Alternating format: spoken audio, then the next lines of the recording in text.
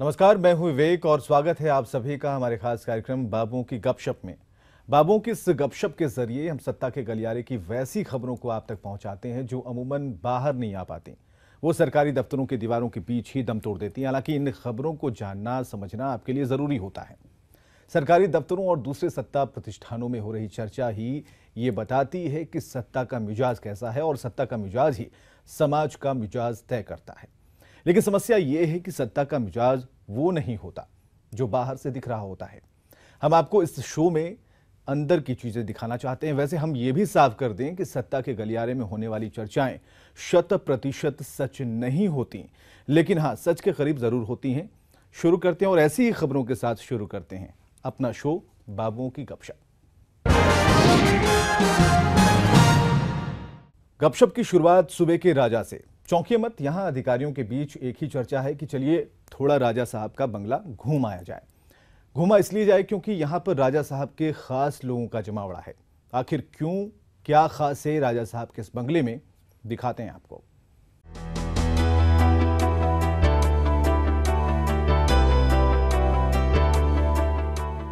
राजा साहब का बंगला अब और ज्यादा चकाचक है।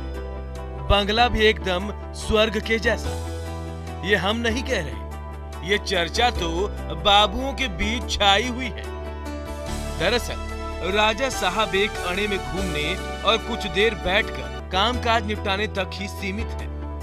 बाकी समय उनके मिशन के लिए बनी खास टीम का है। ये टीम पूरी तरह से पश्चिमी सभ्यता से लबरेज है। टीम के खास खिलाड़ियों का जीने का अपना अलग ही अंदाज है। हाँ, एक बात और, इन क्षेत्र में कैमरा नॉट अलाउड है। बाबू साहबों पर खास टीम की पैनी नजर रहती है, यानी अंदर की तस्वीरें किसी भी हाल में बाहर ना जा पाए।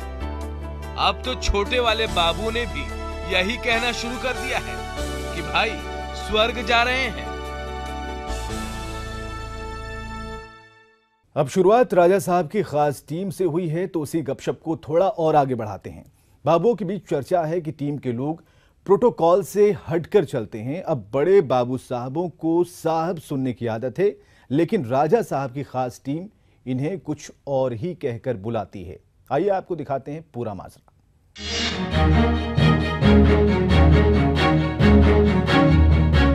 खास मिशन से जुड़े बाबू साहब लोग बड़े परेशान हैं। दरअसल आदत ऐतिहासिक है, यानी साहब सुनने की। दफ्तर में घुसना हो, निकलना हो, इधर उधर बैठना हो या दौरे पर रहना हो, जब तक कान में साहब साहब घर न कर जाए, तब तक यह एहसास नहीं होता कि वाकई साहब है। लेकिन राजा की खास टीम के लोग बाबू साहबों को साहब कहकर बुलाते ही नहीं। साहबों के गलियारे में चर्चाएं आम है कि टीम के बड़े खिलाड़ी साहबों के बारे में सीधे नाम लेकर ही बात करते हैं। अब साहब लोगों के कान राजा की टीम के लोगों के लबों से साहब सुनने को तरस रहे हैं।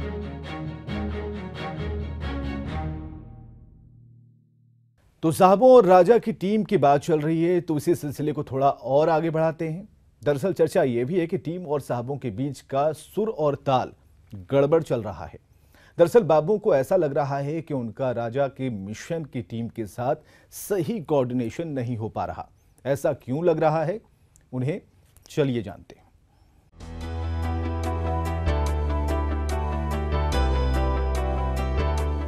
बिहार के विकास का ठेका राजा की खास टीम यानी बोरो प्लेयर्स पर है, यानी कुछ ऐसे खिलाड़ी जो बिहार के नहीं हैं। अब जब भी विकास पर बैठक होती है तो मीटिंग का एक हिस्सा तालमेल की गड़बड़ी के बारे में ही बात करने पर निकल जाता है। रोज मीटिंग में जरूरी बिंदुओं की समीक्षा तो होती है, समिति और उप समिति के बीच समायोजन पर भी चर्चा होना अब आम बात सी हो गई है।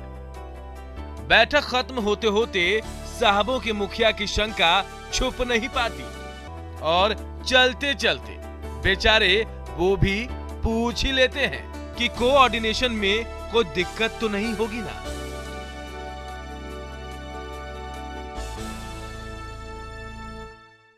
चलिए, हमने बाबू और राजा की टीम को करीब करीब पूरी गपशप इनकी देख ली है। अब थोड़ा इंटर टॉपर्स घोटाले की तरफ चलते हैं और इस घोटाले में जो जेल गए सो गए ही। कई साहबों की नींद भी उनके साथ चली गई। दरअसल अफवाह ही कुछ ऐसी उड़ गई है। चलिए आपको दिखाते हैं ये पूरी गपशप।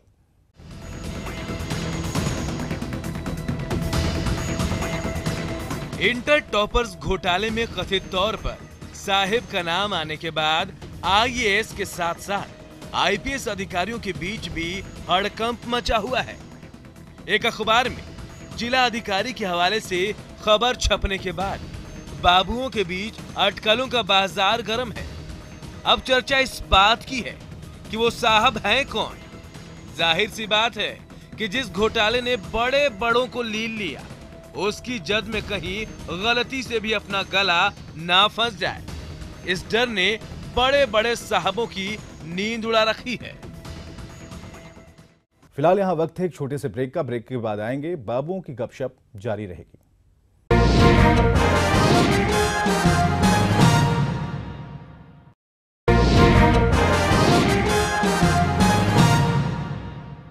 नमस्कार, अभी आप देख रहे थे बिहार के बाबुओं की गपशप। मैं हूं अजय लाल और अब बारी झारखंड के बाबुओं के गपशप की।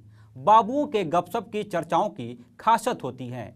ऐसी चर्चाएं खबरें नहीं बन पाती, बावजूद इसका महत्व खासा होता है। तो आइए देखते हैं झारखंड के बाबुओं की गपशप। आपको महाभारत की कहानी याद होगी। पांडव भाइयों को जुए की ऐसी लत थी कि इसकी आंच द्रौपदी तक को सहनी पड़ी। अब देखिए ना, जुए के इसी चक्कर में पिछले दिनों समाहरणालय कर्मचारियों को भारी कीमत चुकानी पड़ी। चर्चाएं गैर वाजिब नहीं है, थोड़ा गौर फरमाइए।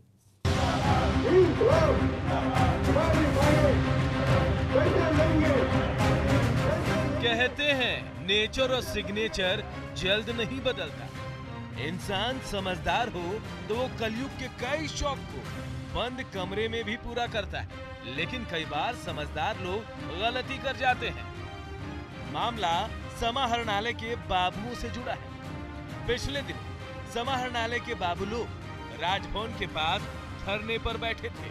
सुबह 9 बजे से लेकर शाम 5 बजे तक इनको बस एक ही काम था, कैमरे के ऑन होते ही जिंदाबाद के नारे लगाना। उन्हें तो लगता था कि मीडिया कर्मी उन्हीं के लिए बने, लेकिन इसी कॉन्फिडेंस में पिछले सप्ताह समाहरणालय कर्मी धर लिए गए। धरना स्थल से जैसे ही मीडिया कर्मी विदा होते, भाईजी लोग 3 तसिया की पतंग लगा डालती। कुल 7 समूह बनाकर 3 सतिया का दौर शुरू हुआ। कहते हैं किस्मत खराब हो तो संकट चौतरफा आती है। समाहरणालय के पास जब 3 सतिया का दौर जारी था, तभी खुफिया विभाग ने राजा साहब के सचिवालय को खबर भिजवा दी कि समाहरणालय के कर्मचारियों के हड़ताल को गंभीरता से लेने की जरूरत नहीं है। ये लोग मजे में हैं और धरना स्थल पर जमकर 3 तसिया चल रही है। चर्चा है कि उसी दिन शाम 5 बजे एक बड़े अधिकारी उन्हें वार्ता के लिए बुलाने वाले थे। खुफिया की इस रिपोर्ट के बाद अधिकारियों ने उन्हें थकाने का प्लान बनाया और हड़ताल लंबी खिंचती चली गई। जब वार्ता के लिए बुलावा नहीं आया तो बाबुओं को अपनी गलती का एहसास हुआ। कहते हैं कि बाबुओं ने चिरौरी कर अपनी हड़ताल समाप्त कराई ताकि प्रतिष्ठा बची रहे। बात की कहानी ये है कि बाबुओं ने अब कभी भी धरना स्थल पर ताश न खेलने की सामूहिक शपथ ले ली है।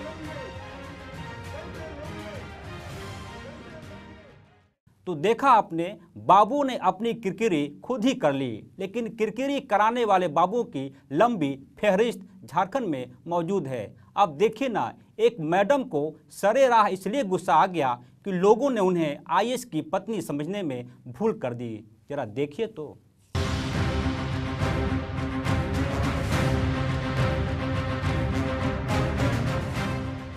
मैडम ना तो आईएएस है और ना ही आईपीएस, लेकिन रुतबा किसी आईएएस से कम नहीं। चाल ढाल ऐसा कि किसी को गलतफहमी हो सकती है कि मैडम किसी की नौकरी भी खा सकती है।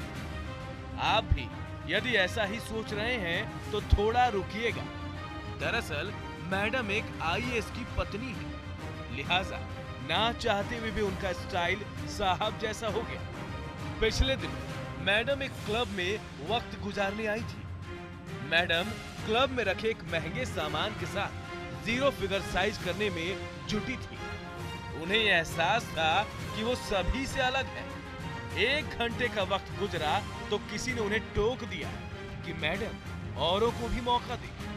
इतना सुनना था कि मैडम का गुस्सा मानसून के बादल को चीरते हुए 7वें आसमान पर जा पहुंचा। लगा जैसे मैडम अभी मुंह खोलेंगी और किसी को निगल जाएंगी। मैडम का गुस्सा देखते ही बन रहा था। कहने लगी कि पहचानते नहीं हो, 1 मिनट में होटवार का रास्ता दिखा दूंगी। लगे हाथ मैडम ने अपने आईएएस पति को फोन कर दिया। पति आए तो परमेश्वर की तरह लोगों पर बिफरने लगे। तभी एहसास हुआ कि अगल बगल पत्रकारों की मंडली भी खड़ी है। यह एहसास होते ही साहब याचक की मुद्रा में आ गए, लोगों को समझाया और उसके बाद पत्नी को प्यार का वास्ता देकर घर ले आए। मामला तो सुलझ गया, लेकिन साहब ने अपनी पत्नी को सख्त हिदायत दे दी, लोकल मस्ती करनी हो तो ये भूल जाइए कि आप मेरी बीवी हैं। फिलहाल ये चर्चा सचिवालय के गलियारों में भी सुनाई पड़ रही है। तो ये था मैडम का गुस्सा। वैसे भी सूबे में आजकल एमपी लोगों का बोलबाला है। अरे भाई, मैं एमपी यानी मुखिया पति की बात कर रहा हूँ। बहरहाल राज्य में बड़े पैमाने पर तबादलों का दौर जारी है। वैसे में सचिवालय के बाबुओं के बीच इन दिनों एक नए पद की तलाश हो रही है। जी हाँ, उस पद का नाम है निदेशक मिठाई। जरा आप भी देखिए।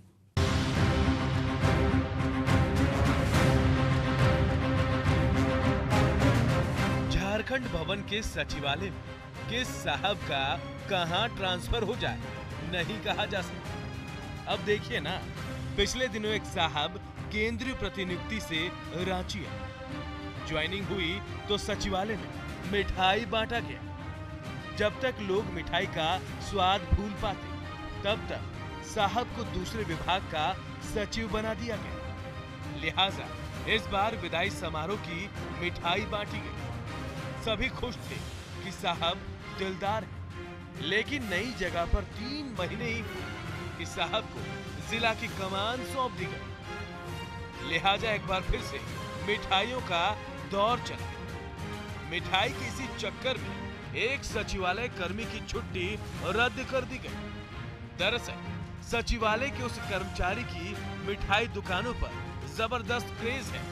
कौन से साहब को कौन सी मिठाई अच्छी लगती है उसे अच्छे से पता है। पिछले दिनों जब साहब जिला के लिए रवाना होने लगे तो लोगों ने फिर से उस व्यक्ति की तलाश की जो मिठाइयों का काम संभालता था। मालूम चला कि वो घर पर है। साहब ने अपनी गाड़ी भेजी, उसे सचिवालय बुलाया गया और फिर से मिठाई बांटने का काम सौंपा गया। कुछ ऐसी ही चर्चा के बीच साहब अपने सहयोगियों से बात कर रहे थे कि राज्य में एक पद निदेशक मिठाई का भी होना चाहिए, जो हर विभाग में ट्रांसफर पोस्टिंग के वक्त मिठाई बांटने और खिलाने का काम करे। फिलहाल हम भी निदेशक मिठाई के पद का इंतजार कर रहे हैं। पता नहीं इस पद की अहर्ता क्या होगी, लेकिन चर्चा है कि जो भी व्यक्ति निदेशक मिठाई बने उसे कार्मिक से जरूर जोड़ा जाए, ताकि मिठाइयों का इंतजार ट्रांसफर से पहले किया जा सके। तो राज्य में एक पद निदेशक मिठाई की हो सकती है। वैसे इस पद में इमेज के बर्बाद होने का खतरा है। अब देखिए ना, इसी इमेज के चक्कर में एक साहब ने पिछले दिनों सरकारी स्कूल में जाना बंद कर दिया। साहब ने सरकारी स्कूल को गोद लिया था, लेकिन भूले भटके एक व्यक्ति ने साहब को मास्टर साहब कहकर पुकार दिया। बस साहब को लगा कि इमेज बर्बाद होगा, लिहाजा स्कूल जाना छोड़ दिया है।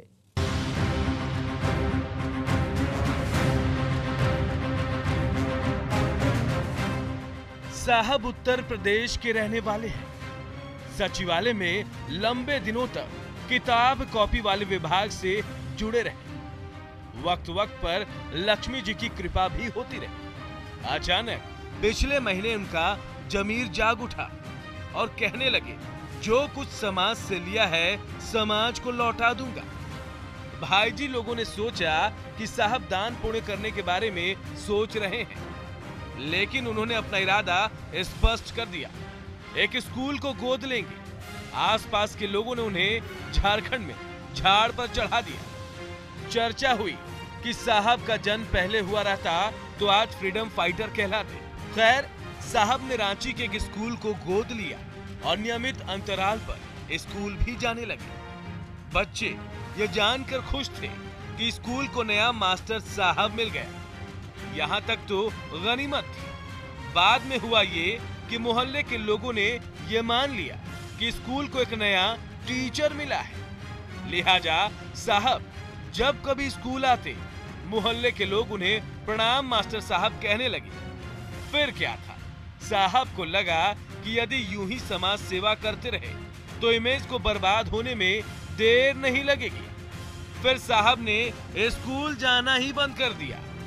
दरअसल स्कूल जाने के क्रम में साहब के स्वभाव में तब्दीली आने लगी थी। किसी भी फाइल पर पूरे एक पीरियड यानी 40 मिनट तक चर्चा जरूर करते। फिलहाल साहब किसी और माध्यम से समाज सेवा की सोच रहे हैं। पता नहीं उनकी समाज सेवा में इमेज के बर्बाद होने का खतरा है या फिर नहीं।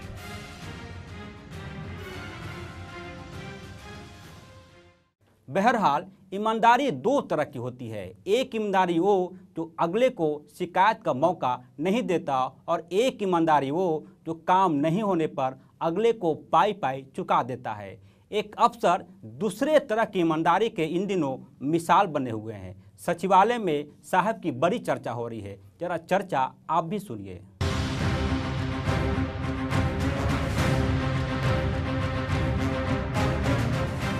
सचिवालय में आजकल एक अफसर की इन दिनों बड़ी चर्चा हो रही है। कहा जा रहा है, ईमानदार हो तो साहब जैसा, वरना ना हो। दरअसल सचिवालय के पढ़ाई लिखाई वाले विभाग में कुछ गुरुजी लोगों का ट्रांसफर होने वाला था। साहब ने अपने कंप्यूटर ऑपरेटर को क्लाइंट खोजने के काम में लगा रखा था। बोहनी ऐसी हुई कि पहले ही दिन 1 दर्जन गुरुजी ने पुड़िया में नाम और पोस्टिंग लिखकर साहब को थमा दी। रकम वसूलने का काम कंप्यूटर ऑपरेटर का था। चर्चा तेज हुई तो सत्य हरिश्चंद्र से मिलने कई और लोग पहुंच गए और इस तरह सूची 200 के पार जा पहुंची। लेकिन ऐन मौके पर केंद्रीय प्रतिनियुक्ति पर गए एक बड़े साहब ने तबादले पर रोक लगा दी। फिर क्या था, सभी क्लाइंट को साप्ताहिक अवकाश वाले दिन में सचिवालय बुलाया गया। उन्हें मजबूरी बताई गई।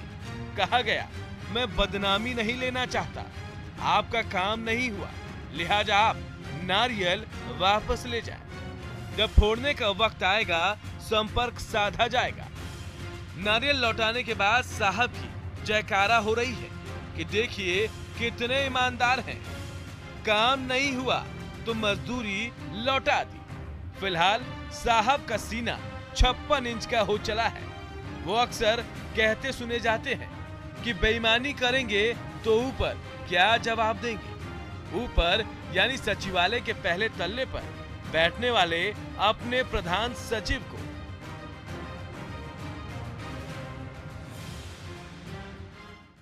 तो ये था आज का गपशप। अगली बार कुछ और गपशप, कुछ और चर्चाओं के साथ हम मिलेंगे। फिलहाल दीजिए इजाजत। नमस्कार।